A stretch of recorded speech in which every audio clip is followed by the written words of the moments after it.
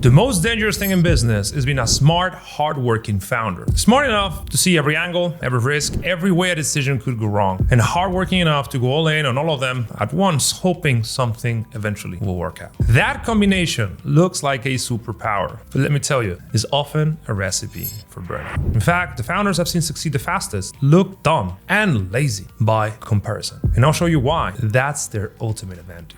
My name is León Castillo, and I run Selfmastered, where we help founders achieve revenue goals 4 times faster on average through neuroscience and data. I've trained more than 400 founders across 30 plus industries, and the pattern is always the same. If you're smart and hardworking, you're probably losing to someone who thinks and hustles half as much. And this video will show you why, and more importantly, how to fix it. See, high IQ by itself is a liability as often as it is an asset. Because when you are a high IQ founder, you can hold 10 variables in your head at once. So when you must make a decision, your brain does what it's good at. It runs all the simulation. The average person sees one path forward, asks what happens next, and then goes. But you don't. You see 10 paths. And for each path, you don't just calculate the first consequence. You calculate the second, the third, the fourth. You preview every way it can go wrong, then every way those failures cascade into further failures. You build an entire catastrophe in your head before you've even moved the mouse. Before you even taken a single action, you've already failed 10 times in your imagination.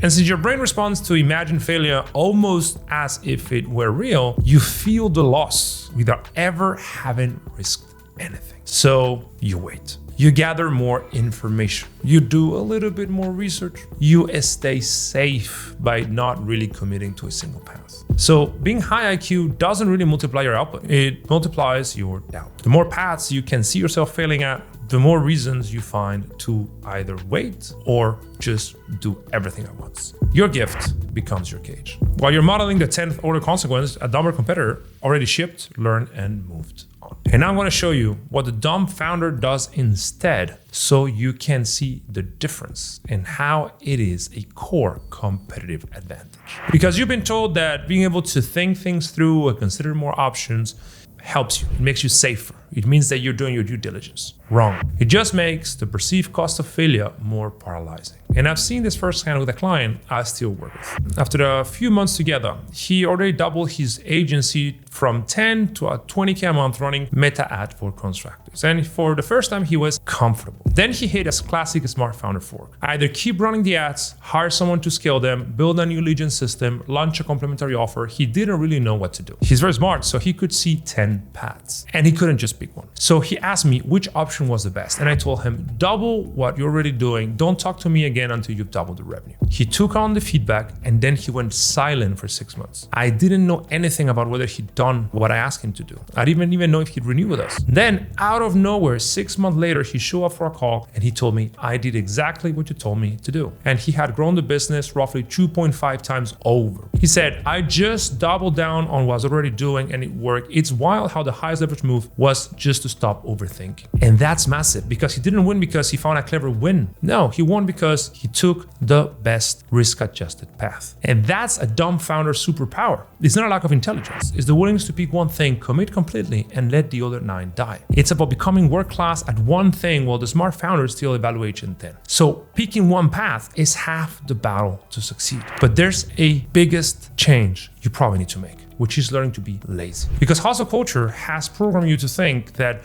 the more you work, the better, that you're not exhausted, you're just not serious about business. You're not serious about success. Well, that's the wrong method because lazy founders who typically win optimize for the opposite. A lazy person doesn't want to do the task, so they instinctively hunt for the version that produces the most results for the least effort. And they run that filter on a business and you finally get something powerful. Every action is weighted by output per unit of input. 1 hour of work returns 3, beats 5 hours returning 5, meaning the lazy founder chases that ratio relentlessly. And that's how you succeed. That's exactly what I told my client. Double on what's already working wasn't just simpler, it was the highest leverage path. That was the key move for him. double down on it, return more per hours in terms of revenue and skill building than building anything new from scratch ever could. Now, lazy doesn't mean unambitious. Lazy means refusing to do anything the hard way when an easier, higher leverage work exists. The grinder is chained to the desk, trying to outrun his own self-doubt, chasing all rabbits, catching none, especially if the grinder is smart. The lazy founder chooses one thing and designs systems and hires a team to create value whether he's or not on the room.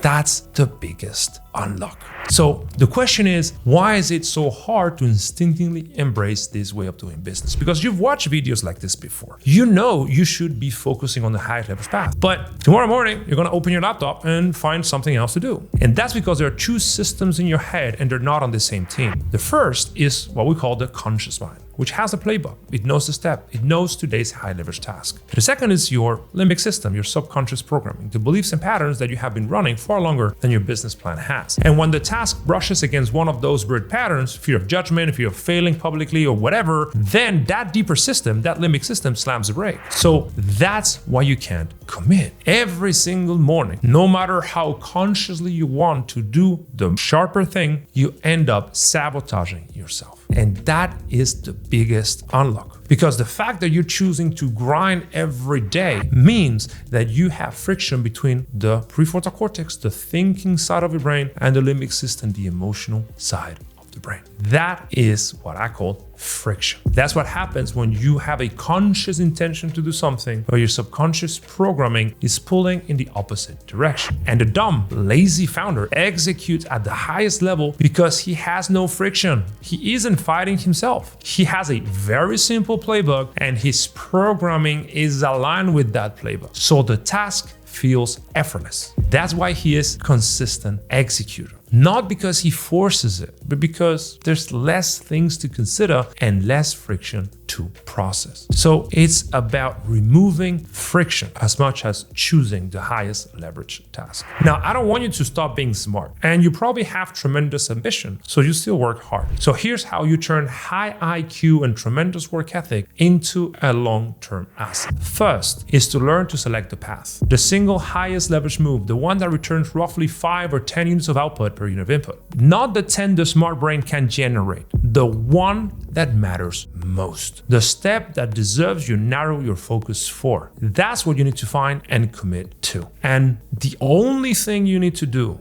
at first is to identify that path. Then second, simplify it. So strip down the path to a clear, repeatable sequence of steps. So execution no longer requires any negotiation. So you understand what needs to be done every single day. And finally, third, add the emotional investment. See, if we have a highest leverage path that we don't care about, we're just not gonna do anything. We have to wire the task to a deeper purpose. So the brain wants it instead of white knuckling through it. This is what merges the conscious and the subconscious, the playbook and the programming onto the same target. When the work is connected to something that matters, the pursuit itself becomes the reward. And finally, fourth, execute and remove friction as it arises. This is the part that most folks get wrong, because you don't clear resistance in your head and then you start executing. No, you start executing, you encounter friction, and then you remove that friction. Every time you're hit with resistance, you interrogate yourself, what part of your programming, what belief, what fear is actually creating that resistance, and you let it go. And you keep going. And when friction comes back, you clear it and you continue. And over time, you end up aligning the conscious and the subconscious mind towards a single destination that returns 10x or 100x units of output per unit of input.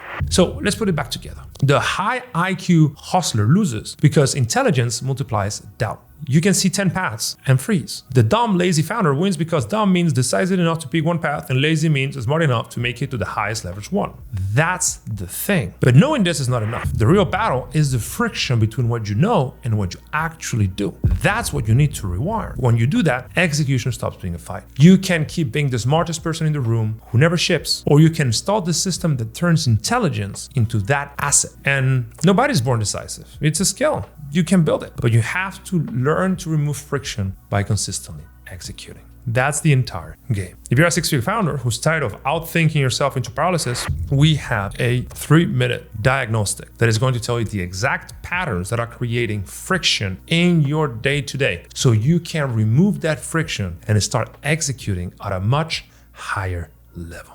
See you in the next video.